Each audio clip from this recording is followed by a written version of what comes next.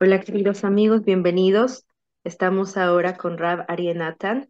Vamos a iniciar una serie de clases sobre el Sefer HaYetzirah que el Rab nos va a impartir. Esta es una iniciativa del Rab junto con mi esposo Eliab y esperamos que ustedes disfruten y aprendan con nosotros. También hay la intención de realizar estos encuentros no solo virtuales, sino también presenciales para hombres. Y bueno, esperamos que van a aprender mucho y van a poder unirse a los siguientes encuentros también. Por favor, Raf, puede comenzar.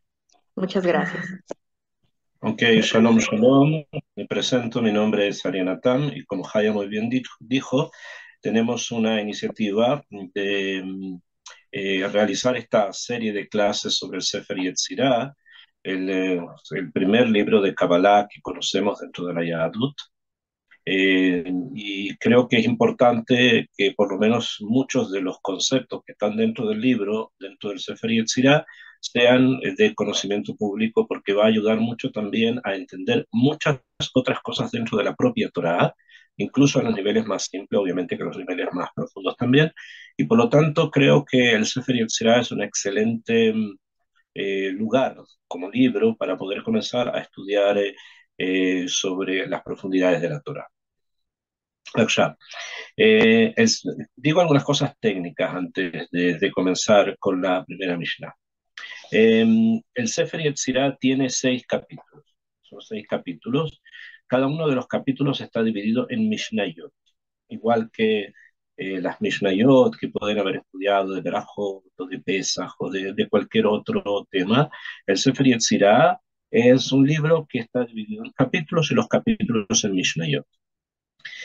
Eh, el libro originalmente fue escrito por Abraham Avinu.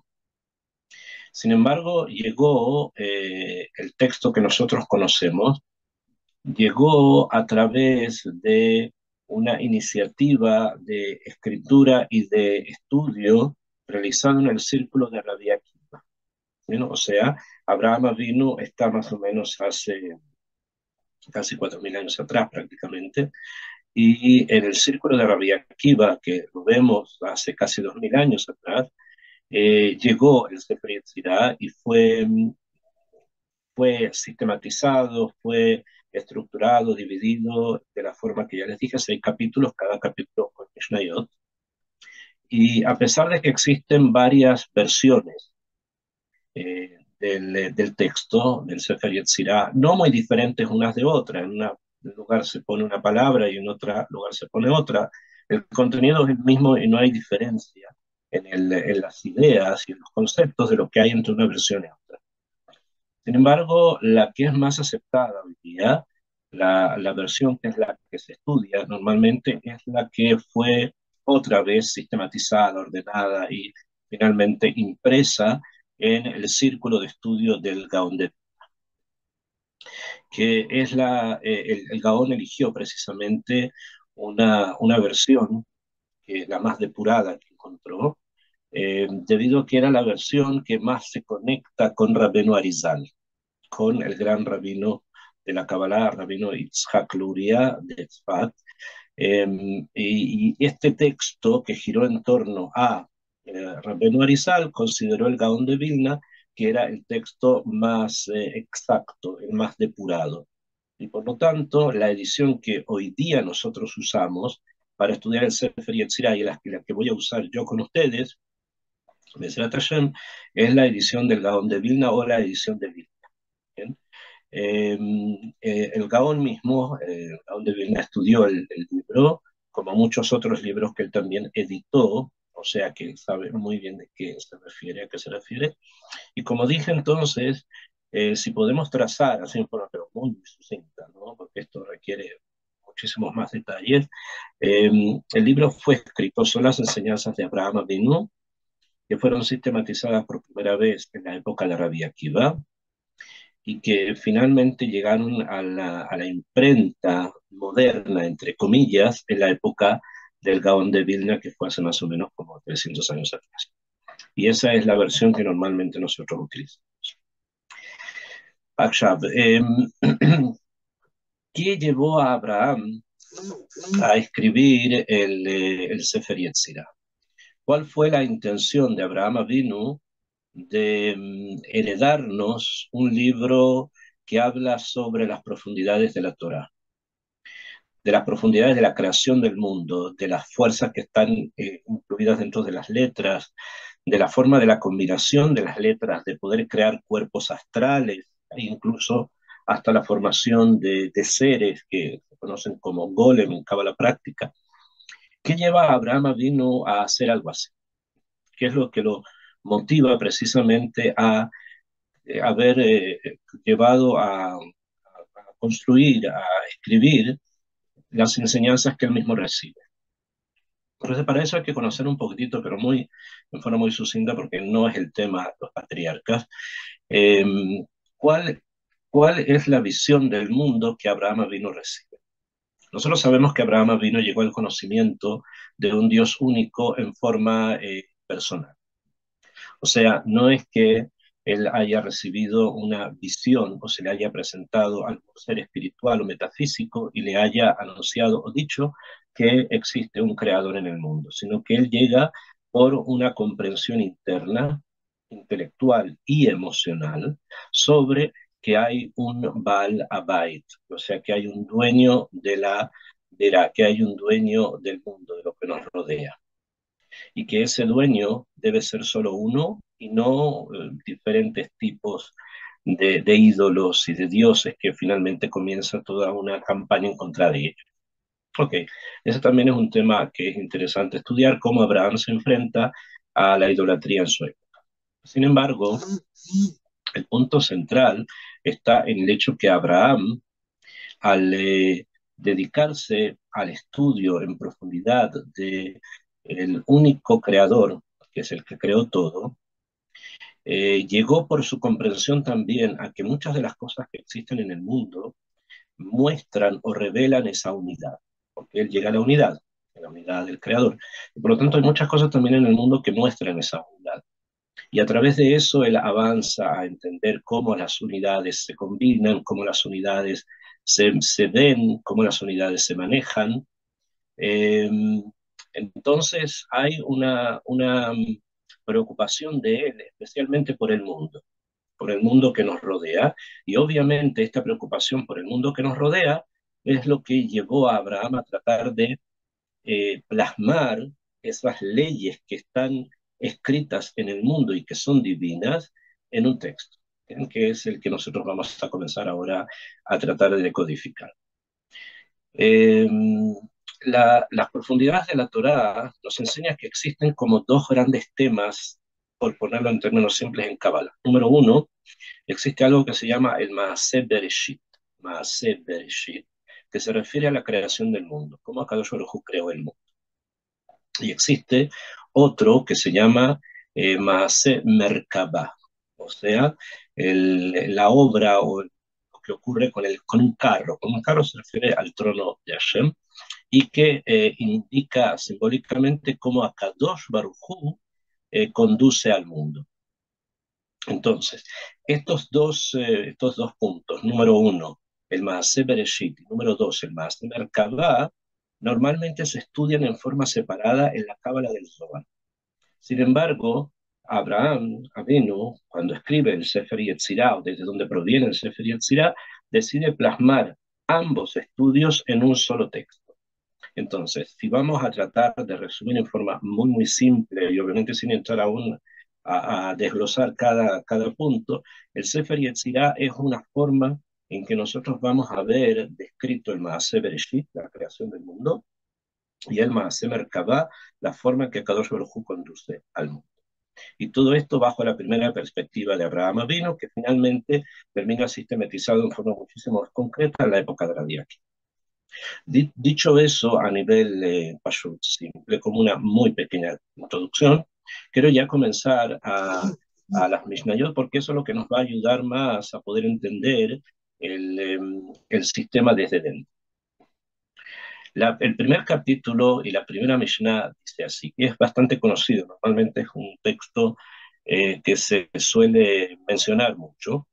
Comienza el primer capítulo de la primera Mishnah con lo siguiente, dice, Beshloshim Ushtain Netivot Liah, con o a través de 32 senderos maravillosos. Jochma Hakak Hashem, de Jochma, grabó a Kadosh Baruj Hu, Hashem Tsevakot, Eloque Israel, el Dios de Israel, Elohim Haim, el Dios que es vivo, Umelech Olam, el Rey del mundo, Kel Shakai, el Dios todopoderoso, Rahum, que es clemente, Behanum, misericordioso, Ram Benizá, alto y exaltado, Shohen Ad, que mora para siempre, Bekadosh Shemo, cuyo nombre es sagrado, Merón Bekadosh Hu, que él es muy alto y muy santo, muy separado en ese sentido, Bara et Olamo, creó su mundo, o sea, con estos 32 caminos de sabiduría, Hashem menciona de él una serie de atributos, una serie de características de Kadosh Baruj Hu, del creador, creó su mundo. Beshlosha Sfarim, y su mundo fue creado dentro de 3 libros. Es una metáfora, obviamente, que el Sefer Yetzirah nos está presentando, y ahora tenemos que empezar a abrir el código que ahora por lo menos hasta acá está cerrado. En 3 libros, y estos libros son el Sefer, propiamente tal, Sefer, o sea, libro, Sfar, el número, Sfar significa número, de Sipur, el cuento. O sea, hay 3 dimensiones en las cuales vamos a ver plasmadas las 32 caminos de sabiduría, que son una dimensión que se llama Sefer, libro, otra dimensión que se llama Sfar, número, y otra dimensión que se llama Sipur o cuento, historia. Akshav. Esta primera Mishnah, que al parecer comienza con un tono bastante alto, diciendo cosas bastante profundas, la vamos a dividir en tres partes para poderla estudiar. Primero no necesariamente vamos a hacerlo en el orden, digamos, en que aparece escrito en la Mishnah, sino como método de estudio, creo que va a ser mejor hacerlo de una manera un poco distinta, pero que nos va a ayudar a entenderlo mucho más.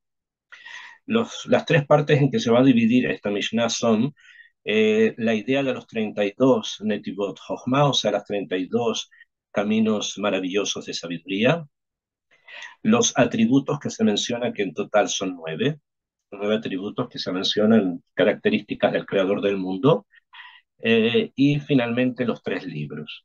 El punto 3, el último son los 3 libros, que serían el Sefer, o sea, el libro mismo, el Sefar, el número y el Sipur y el cuento. Ok, ahora para comenzar precisamente este estudio, voy a explicar lo que son los 32 caminos maravillosos de sabiduría. El número 32, primero, en hebreo se escribe Lamet Bet. Lamet es 30 y Bet, la letra Bet, es 2. Yo me imagino que la mayoría de las personas que están participando de la clase más o menos conocen las letras hebreas y saben que las letras hebreas son números, ¿ok? O sea, nosotros en el hebreo del Tanaj, el hebreo, cuando me refiero al hebreo de lo que vamos a referirnos acá, se refiere al hebreo bíblico, allí no existen números arábigos como los que nosotros utilizamos hoy día, sino que los números están expresados por letras, porque cada una de las letras tiene un valor numérico. Ahora, el valor numérico que tienen las letras se va a llamar después, en la época de la Mishnah, se va a conocer eso como gematria. ¿Quién se la va a llamar gematria? Al valor numérico de las letras. Akshav, el valor numérico de las letras, o sea, la gematria, no es solo un sistema. O sea, no siempre, y esto hay que entenderlo bien, la letra Aleph, por ejemplo, que es la primera letra, va a tener el valor de 1. Puede ser que en otro sistema de gematria la letra Aleph va a tener el valor de 1000. ¿Ok? O sea, hay diferentes sistemas, son 14, en total 14 sistemas de gematria, en las cuales a veces van variando los valores de las letras. Ahora, vamos a centrarnos en el primer sistema de gematria más simple, en el cual cada una de las letras vale, vale un número del 1 al 10 y después del 20 al 100. y las últimas cuatro serían de 200 a 400. Y según eso, la palabra o el número 32, de lo que estamos hablando acá, de los 32 caminos, se escribe Lamet Bet.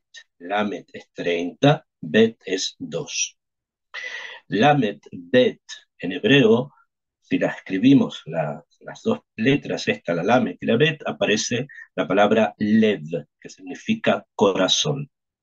Pero no solamente eso, sino que la la última letra de la Torá, la última letra de la Torá en el Sefer de Devarim, en el último pasuk, el final, termina con la letra Lamet. Y la primera letra de la Torá, con la que se empieza, el Sefer Torah en Bereshit, comienza con la letra Bet.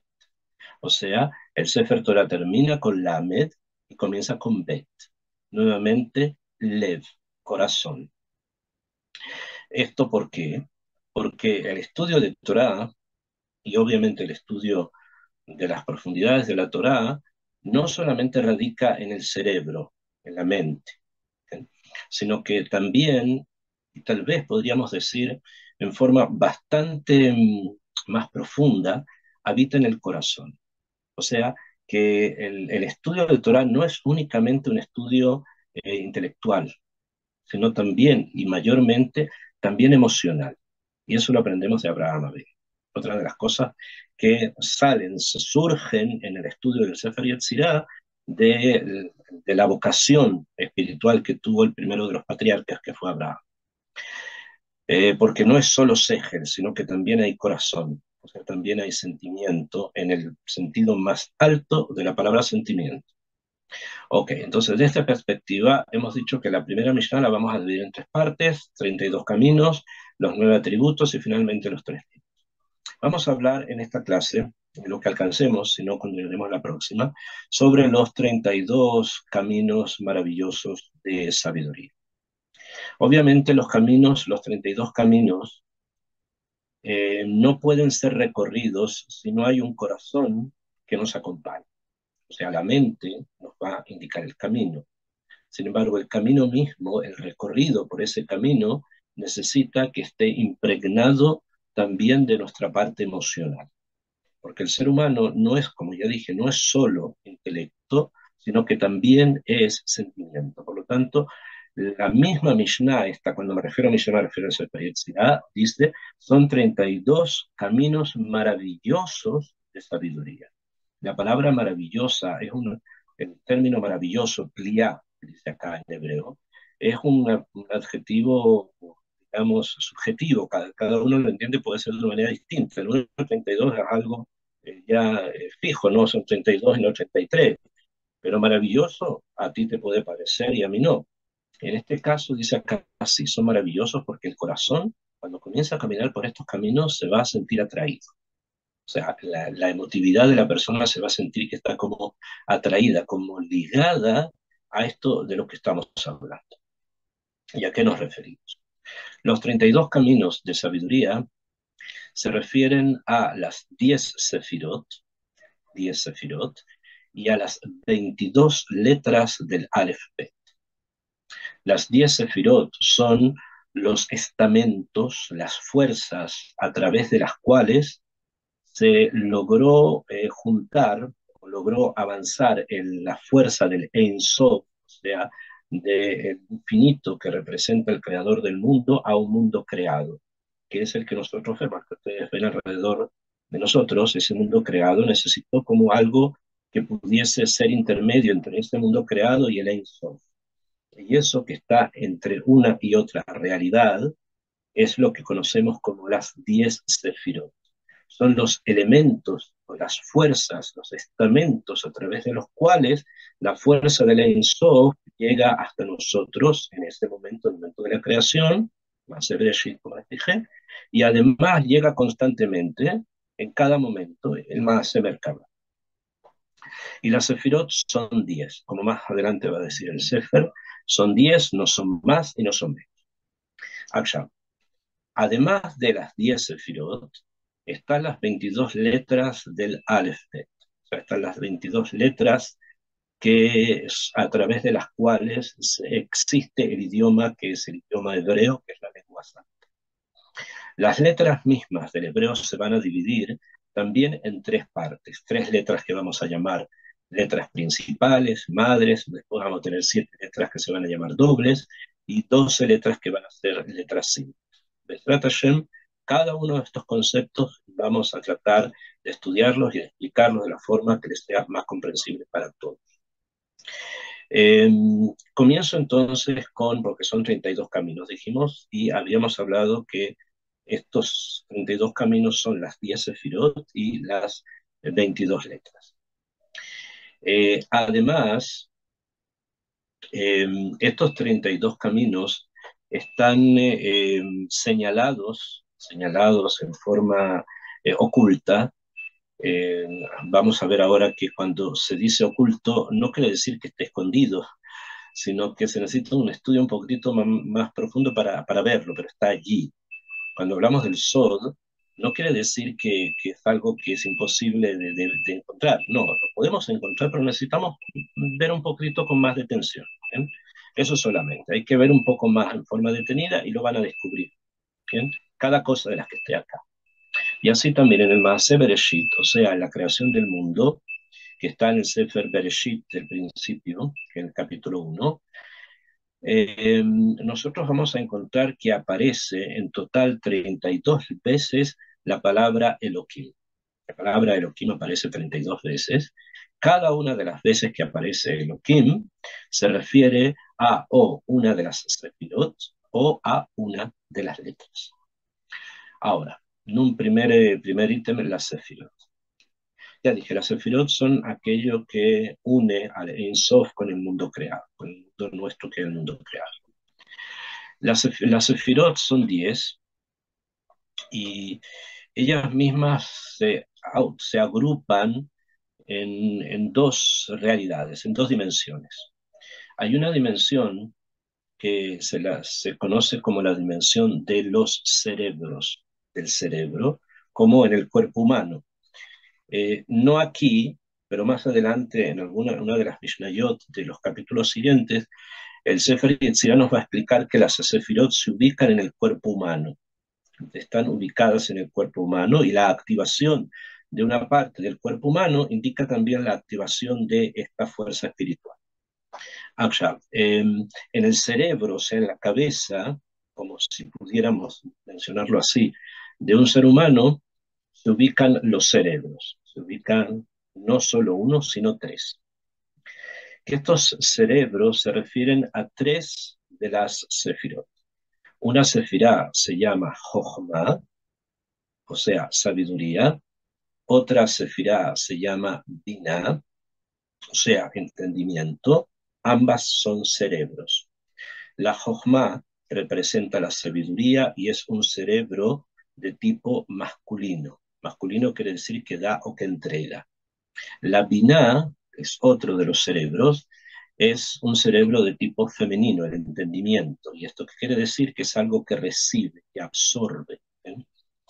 Y existe un tercer cerebro, que este tercer cerebro a veces se llama Keter, corona, y a veces se llama Da'at. A veces Keter, que significa corona, y a veces se llama Da'at, que significa eh, comprensión, comprensión o unidad comprensiva. Seguida los ejemplos. Estos tres cerebros forman la parte más alta de las sefirot. Tres sefirot que pueden ser denominadas Keter, Jochma o Binah, o pueden ser denominadas Jochma, Binah, Veda'at, Chabad, como se acostumbra a veces mencionar. Y esto están en la dimensión de lo que sería como la cabeza del hombre espiritual. Y están contenidas en nosotros, en la persona, en nuestra cabeza principalmente, y gobiernan en forma espiritual sobre nuestros sentidos, los sentidos que se ubican en la cabeza, que son generalmente los sentidos más elevados que nos permiten conocer. Después de estas tres sefirot, hay 7 sefirot, las otras 7 sefirot, de las cuales 6 se llaman la cara pequeña, el pequeño rostro, y la última se va a conocer como eh, la mujer como lo femenino. Me voy a explicar. Las 6 sefirot que vienen después de las 3 primeras, que son los mojim, que son los cerebros, es la sefirá de Gesed, es la sefirá de Gvurá. Gesed, frente a ella Gvurá. El Gesed siempre se ubica debajo de la Jochma y la Gvurá, que significa fuerza, se ubica debajo de la Bina. ¿Okay? Gesed significa en hebreo bondad y se ubica debajo de la sabiduría, y Gvurá, que significa fuerza, se ubica debajo de la Bina. Entre ellas, entre las dos, entre el Gesed y la Binah, hay una sefirá que reúne dentro de ella las dos energías que están contenidas en la bondad y en la fortaleza, en la bondad en el Gesed y en la Gvurá, que es la sefirá del Tiferet.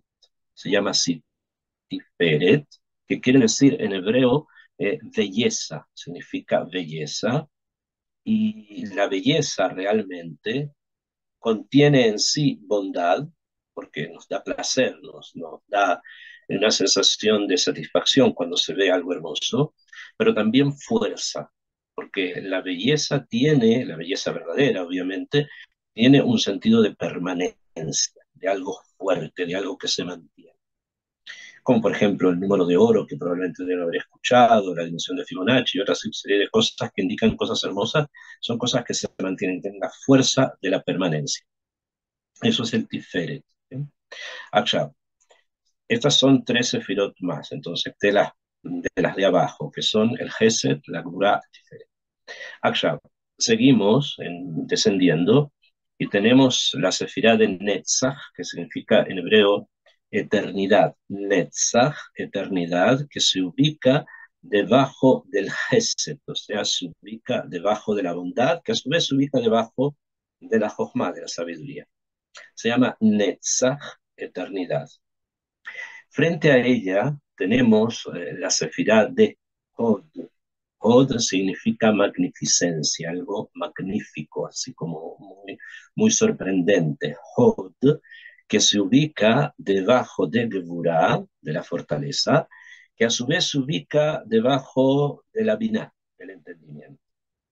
Las dos fuerzas del Netzach y del Hod se combinan, llegan, se ubican, se encuentran en la sefirá de Yesod, en la sefirá que se denomina Yesod.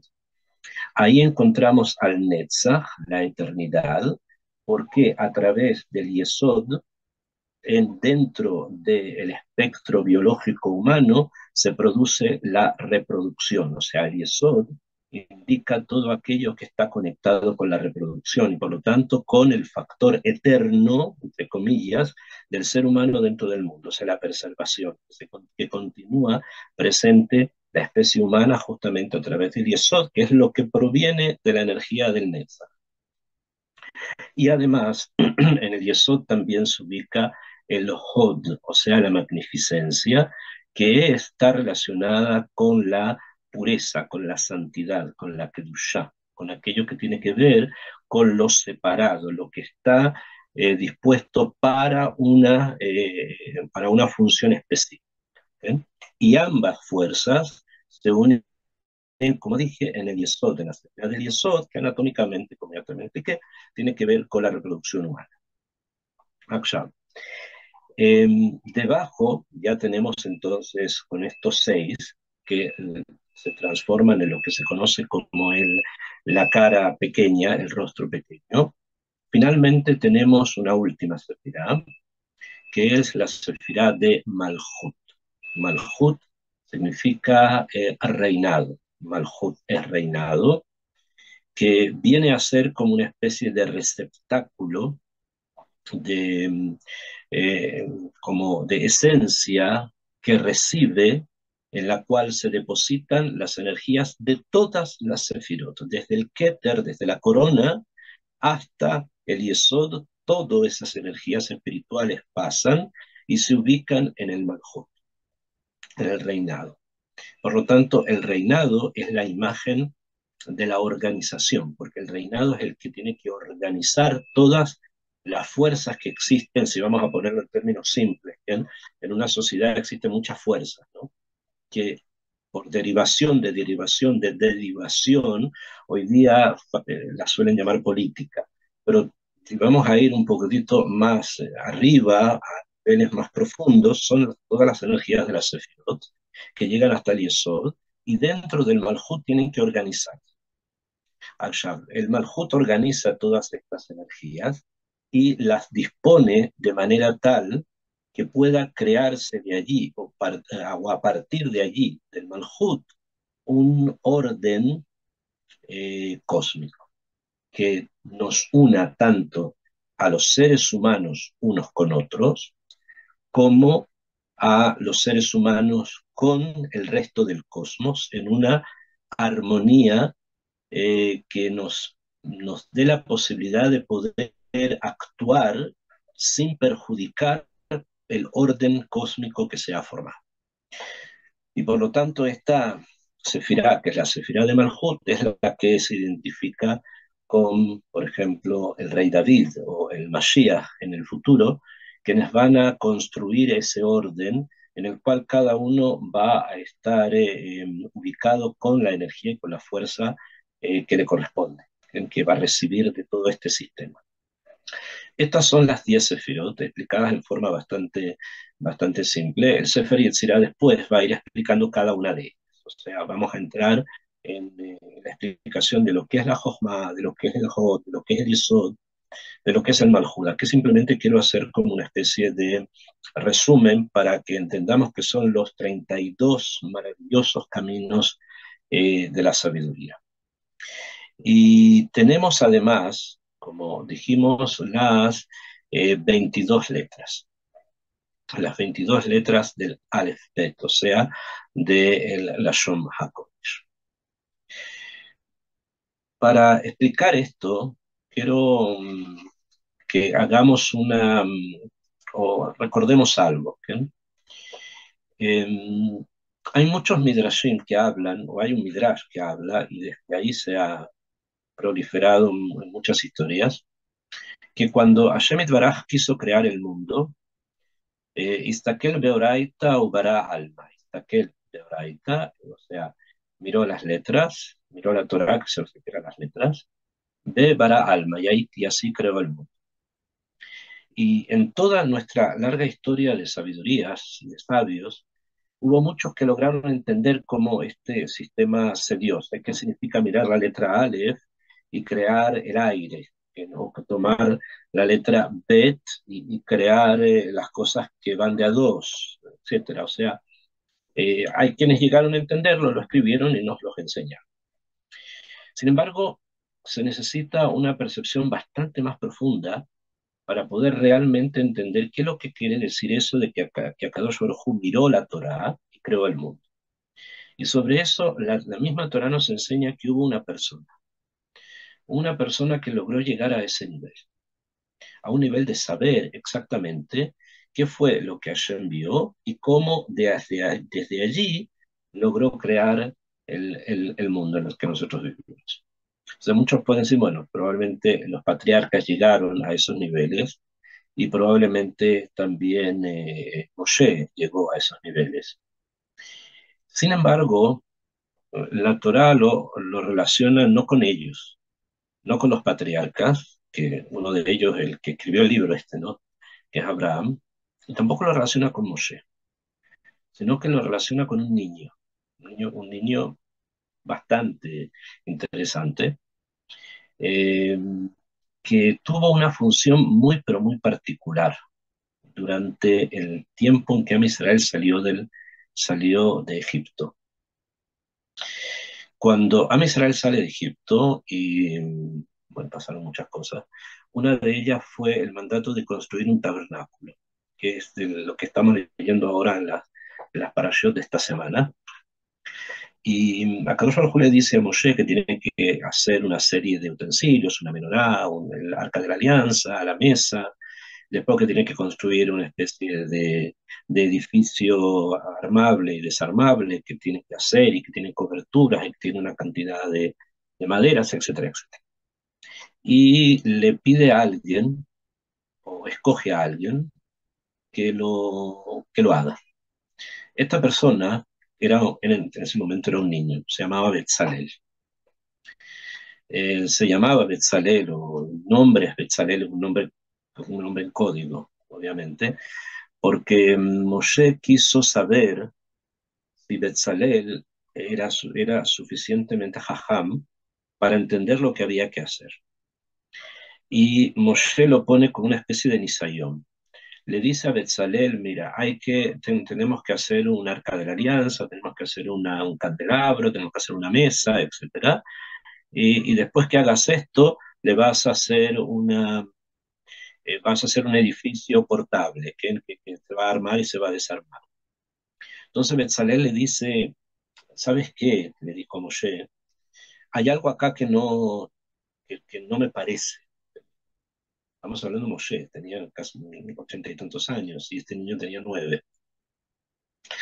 Entonces le dice, ¿qué es lo que no te parece? Porque no se hacen los muebles antes de hacer la casa. Primero se hace una casa y una vez que ya tengas la casa, entonces se busca o se traen, se fabrican los muebles y se ponen adentro, pero no vas a hacer primero muebles donde los vas a dejar hasta que la casa la construyas. Entonces primero deberíamos construir el edificio de Betzalel y después los muebles, que serían los utensilios, ¿no? Es una metáfora. Y Moshe le dice entonces a Betzalel, ahora me acuerdo, le dijo Moshe, cuando estuve en el monte Sinaí, Hashem me dijo que lo hiciéramos así, como tú estás diciendo.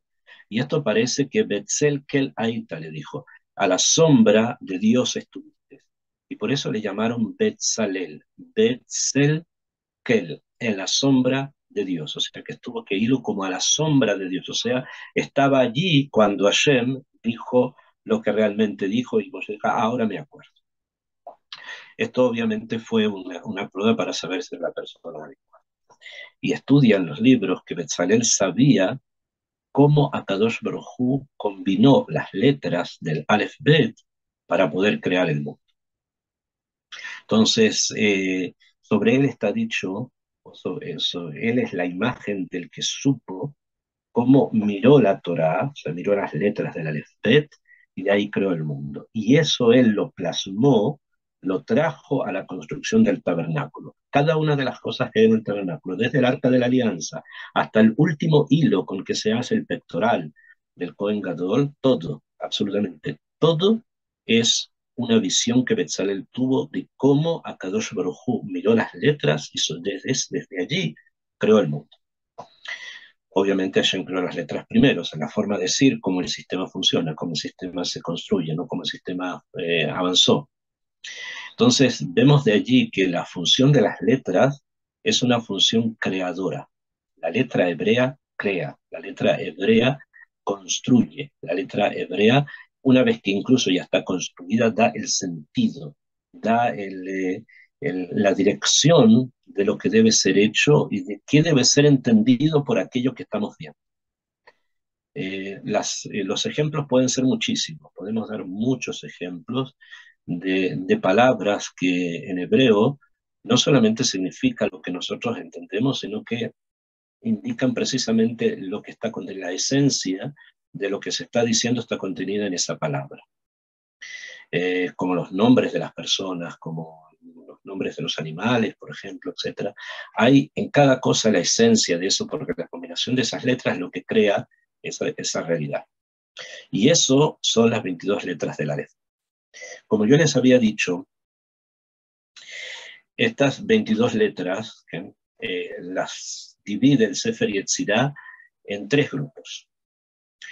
Hay un grupo de letras, las primeras 3, toma 3 de estas letras, que son la letra Aleph, la letra Mem y la letra Shin, y las denomina las letras que se conocen como Amot. Amot o letras madres. Realmente en hebreo la palabra Em significa madre, pero el plural es Imaot. Imaot, no Amot. Sin embargo, también la palabra Amá en hebreo significa una medida. Hay una medida que es el codo, la medida que va desde acá, hasta el dedo medio, se llama amá. Entonces, como que estas letras ya es la medida como básica, ¿bien? A través de las cuales se construyen los edificios. Entonces, lo que nos quiere enseñar en los edificios en el Tanaj, me refiero, en la época del Tanaj. Entonces, lo que quieren decir que estas tres letras son como las bases a través de las cuales se construye todo el resto del edificio. Y las tres letras que son las básicas, o las letras madres, o las letras primordiales, son la letra Aleph, la letra Mem y la letra Shin, que forman en sí una palabra, Emesh, Aleph, Mem, Shin, Emesh. Aunque las puedo leer Shin, Mem, Aleph o Shin, Aleph. Mem, puedo combinarlas. ¿Okay? Sin embargo, de todas esas combinaciones hay una combinación que es la más interesante y que con la cual se suelen llamar estas letras, que es Emesh. Emesh en hebreo significa anoche. Emesh es anoche. ¿Y a qué se refiere? Se refiere a un momento que hubo Emesh, anoche. Antes de la creación del mundo hubo un anoche. Entonces ya vamos a explicar a qué se refiere ese momento antes de la creación. Que a partir de él comienza todo, ¿no? Entonces son como las tres letras básicas de las cuales se construye todo. Ahora, a nivel también humano, porque esto lo tenemos que siempre relacionar con nosotros, las letras que conocemos como letras básicas, las primordiales, las primigenias, las madres, las letras de la base, que son Emesh, representan tres centros energéticos en la persona humana.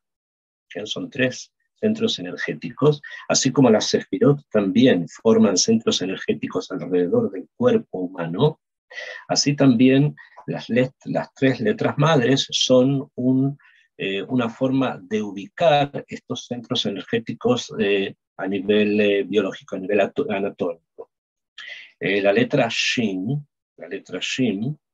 representa el centro energético que se encuentra en la cabeza de la persona y se relaciona con la palabra Esh. Esh significa fuego. Esh, fuego. Shin, la letra Shin, se refiere a la fuerza que hay en el cerebro. Como hemos hablado de los cerebros de la Sefirot, bueno, esos cerebros ingresan dentro de un gran espectro que se llama la letra Shin, que es el fuego, Esh. No por nada en los tefilim utilizamos la letra Shin en un lado y en otro. Voy a hablar de eso, la letra Shin representa a la cabeza, al fuego, al centro de energía que tenemos en la cabeza. No solo en el cerebro, sino en cada uno de los lugares de nuestra cabeza. La letra Aleph representa o se relaciona con la palabra Avir. Avir, Aleph, Avir. Avir significa aire, y representa todo lo que tiene que ver con el sistema respiratorio humano. O sea, dentro del sistema respiratorio humano, no solamente a nivel físico de los pulmones, sino que estamos hablando a niveles un poquito más profundos, están relacionados precisamente con la letra Aleph. Y la letra Mem viene o se conecta con la palabra Maim, que significa agua, se refiere a todo lo que tiene que ver con el aparato reproductor. Así como hablamos que el Yesod simboliza el punto, la nekudá del aparato reproductor humano, la letra Mem es como el marco dentro del cual se desarrolla ese aparato reproductor humano, Mem. Y estos son los tres centros energéticos del ser humano. Cuando estos tres centros energéticos están coordinados, combinados y estructurados y ordenados, entonces el sistema humano funciona en forma óptima. Cuando hay perturbaciones de cualquier tipo, entonces hay dos centros activos, uno puede ser no activo o puede ser que estén los tres no activos, etc. Son situaciones que a veces se pueden dar. Allá, después de esto, de las tres letras básicas, que son las que ya mencioné, y su ubicación en el ser humano, el Sefer Yetzirah va a mencionar 7 letras que se llaman dobles, 7 letras dobles, y después 12 letras simples. Hoy día no vamos a alcanzar a verlo todo, las letras simples probablemente no, pero sí por lo menos quiero introducir el tema de las letras dobles. Las letras dobles son, hay un recurso de mnemotecnia para aprendérselo, que es Beget, Beget, Kaparat, Beget, Kaparat. Las letras dobles son la letra Bet, Beget, Bet, la letra Gimel, Beget, la letra Dalet, 3 letras, la letra Haf, la letra Pei, Haf, K, la letra Haf, que es la letra Pei, y también Kaparat, la letra Reish y la letra Tav. Estas son las letras que se consideran dobles. Vuelvo a repetir, la letra Bet, la letra Gimel, la letra Dalet, las primeras. Después tenemos la letra Haf, la letra Pei, la letra Reish y la letra Tav. Estas letras se llaman letras dobles por lo siguiente.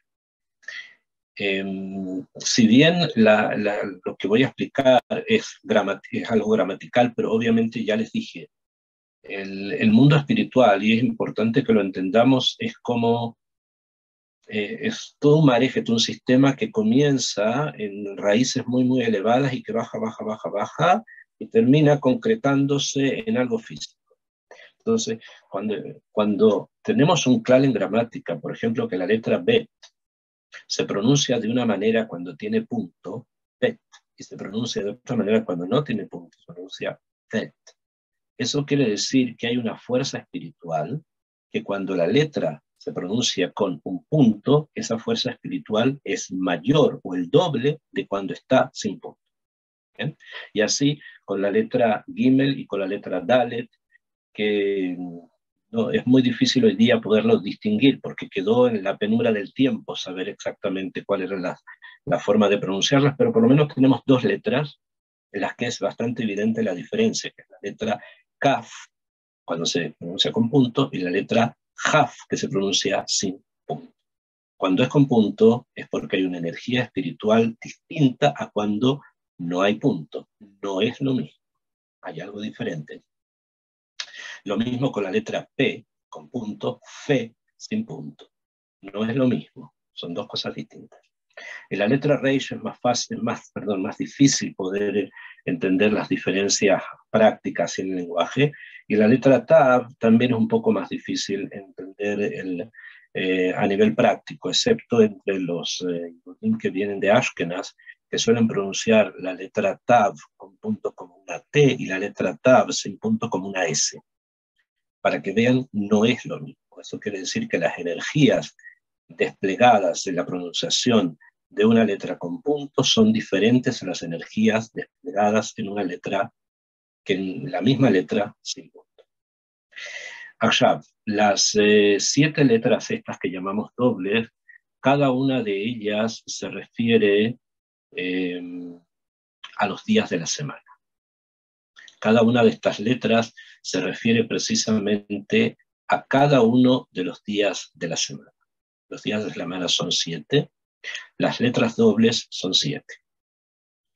Y después las 12 letras que son simples se va a referir a los 12 meses del año, a las 12 constelaciones, a las 12 tribus.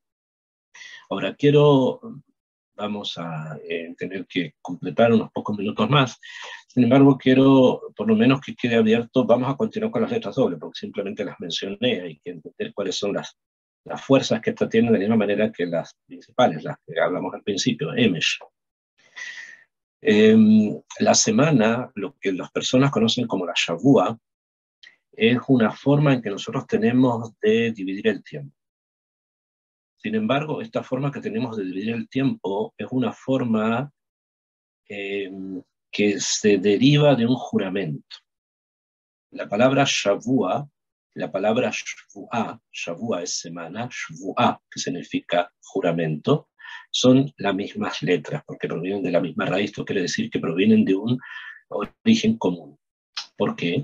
Porque la forma esta de dividir el tiempo en semanas es un juramento. Un juramento de quién, a qué y cuál es el juramento.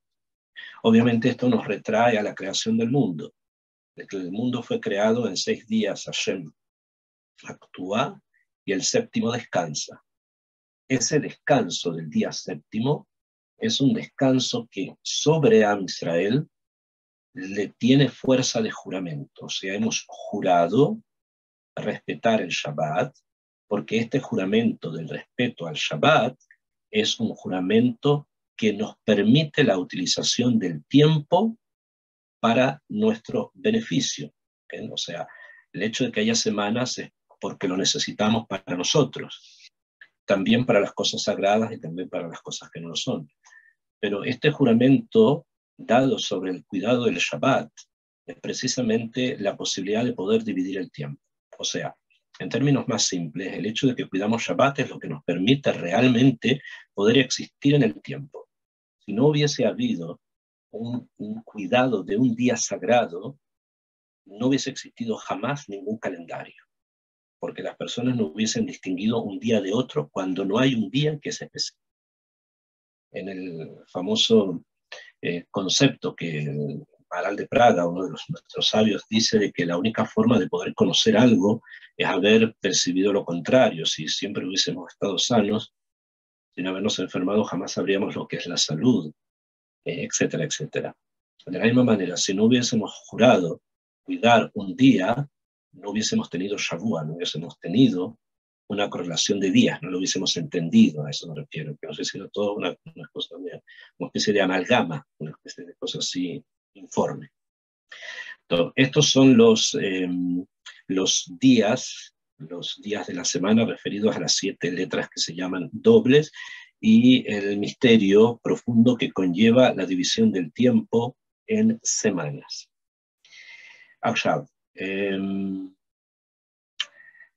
el Maaseh Bereshit, al que me referí, de los días de la semana, tiene un grave problema un gran problema de comprensión por nosotros, porque no tenemos la suficiente inteligencia para entenderlo, aunque obviamente hay que por lo menos preguntar la pregunta, ¿okay?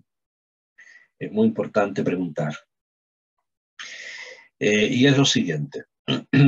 En el Maaseh Bereshit, después de que Akadosh Baruj Hu en cada momento crea algo, el primer día creó una cosa y dijo fue la tarde y fue la mañana el día 1, después dijo fue la tarde y fue la mañana el día 2, después dijo fue la tarde y la mañana el día 3, etc. Hasta que llega al último día, que es el día sexto, el viernes, y dijo Vayar Elohim et kol asher asá, y vio Hashem todo lo que hizo, Beinei tov meod, era muy bueno, Vayere Vayibokar y Yom HaShishi. Y fue tarde y fue mañana del día sexto. Y después que dice, Vaihulu, Hashem el de Ares, lo que decimos en el Kiddush, ¿no? Y termina diciendo, Asher bara Elohim la asot, que Akadosh Baruj Hu creó para hacer. O sea, ese día creó el descanso. ¿Okay? Y sobre el que nosotros juramos, testimoniamos, etcétera, etcétera. Como ya les dije, para tener la percepción del tiempo. Ahora, acá hay algo que falta, entre comillas, en la Torah. Tendría que haber dicho, Vayerev, Vayiboker, Yom HaShvi'i. Tendría que decir, y fue la tarde, y fue la mañana del día séptimo. Pero no dice eso.